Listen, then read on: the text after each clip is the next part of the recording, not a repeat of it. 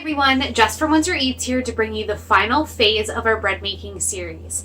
Today we're going to be baking the sourdough loaf inside of a cast iron Dutch oven. The first step is to take your loaf out of the fridge, and you can see that it has risen a little since we put it in there last night.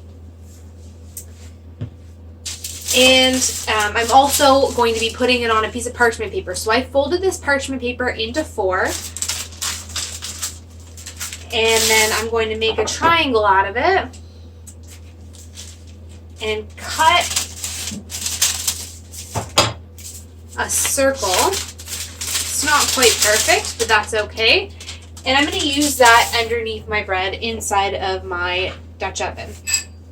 So I've got my 50% all-purpose flour and then 50% gluten-free flour. If you watched the last video, I'm using a mix of oatmeal, just blended up oatmeal, because I didn't have rice flour, which is what they typically use.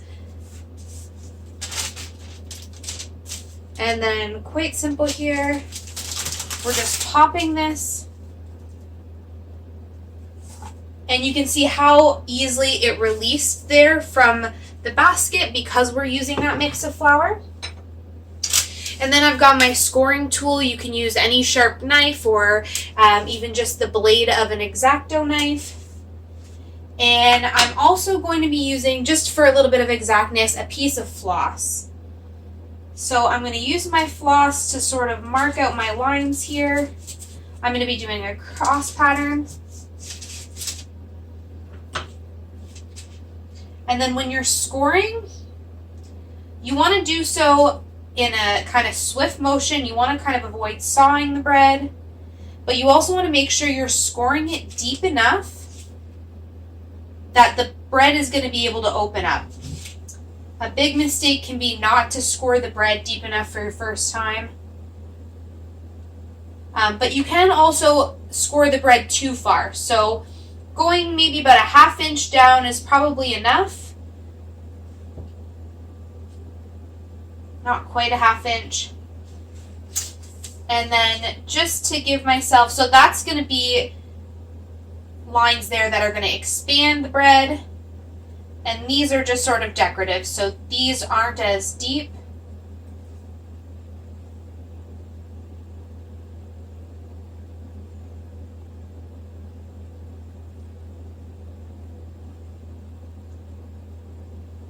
Ideally, you do want to score your bread as quickly as possible and get it into the oven.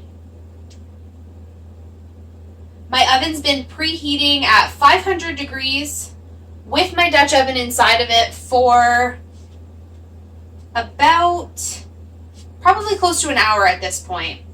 I want to make sure that inside of the Dutch oven is nice and hot.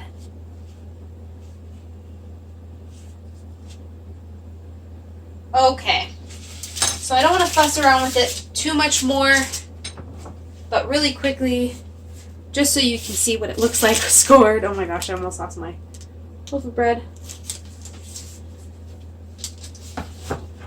And then this next part I want to do extremely quickly.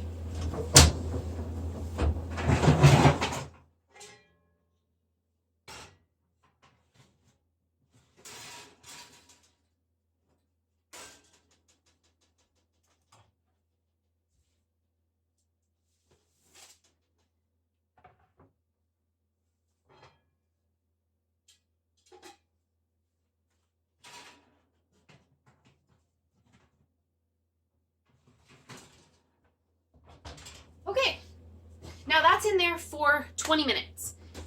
Our bread is going to take a little bit longer than 20 minutes to cook, much longer than 20 minutes to cook, but that first 20 minutes is important with the lid on because that is when your bread is going to be rising the most. That environment with the lid on top helps keep the steam from all of the moisture from the bread inside of that cast iron pot, makes a nice steam oven, and it's a simple way to do it at your own home. Now you can cook bread in different ways. In my opinion, this is the most superior way because you do get that moisture effect.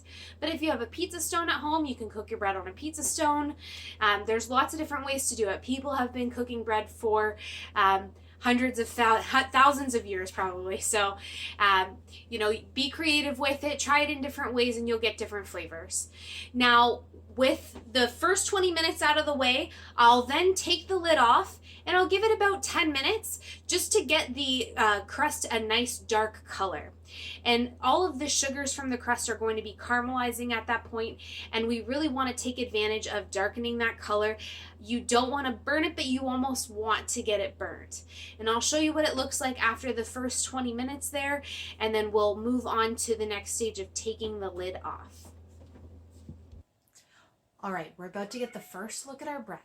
We're just going to be taking the lid off and then putting the shutting the oven door.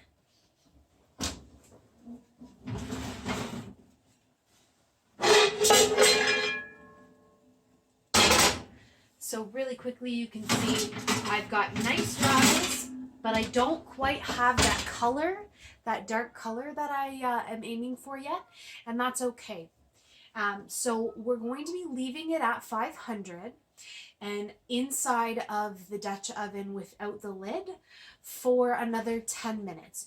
Usually at that point I will take the bread out of the Dutch oven and continue baking it in the oven without the Dutch oven, and that's because the cast iron without an enamel coating does get quite hot, and it happens to, sometimes it can burn the bottom of the bread when I'm still trying to get the brown color on top.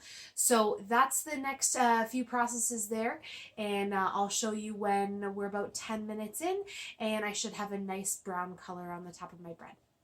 And there's my cat in the background. So I'm ready to take the cast iron pot out of the oven, and I'm really just doing this once again to make sure that the bottom of my bread doesn't burn. If you're using an enameled cast iron pot, this step might not be necessary. Quick look there, you can see nice color on our bread. It's got a good rise to it. We did a good job scoring.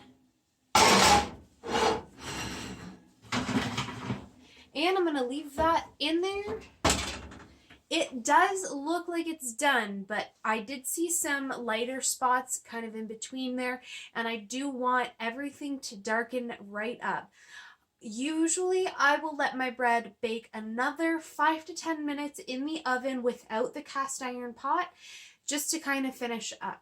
When you tap the bottom and you hear it's nice and hollow, it's definitely done. But again, you're not basing it off of timing, you're more basing it off of the color. You want the whole top to be kind of a darkish brown. So we'll see you in about 5 to 10 minutes for the finished product. Now it's been about 10 minutes and we're ready for the grand unveiling. Here it is. Our quite warm sourdough loaf. A little lopsided on the crisscross, that's okay. You can see my beautiful decorative scoring there. And I'm looking for that nice dark brown color, as you can see. And that's how I know it's done. And again, I can test. I got a nice percussion sound on the bottom there. This is a finished loaf of bread, but I'm going to wait until it cools all the way before slicing it open. I'll lose a little bit of moisture and I'll lose a little bit of taste if I don't do that. So it's going to rest right here until it is completely cool. And that is it. That is sourdough. Thank you everyone for following along for those 3 phases. If anyone has any questions, don't hesitate to reach out to me on social media. You can find me on Instagram at The Simple Path or on Facebook, Jess MacBondy. Take care, guys.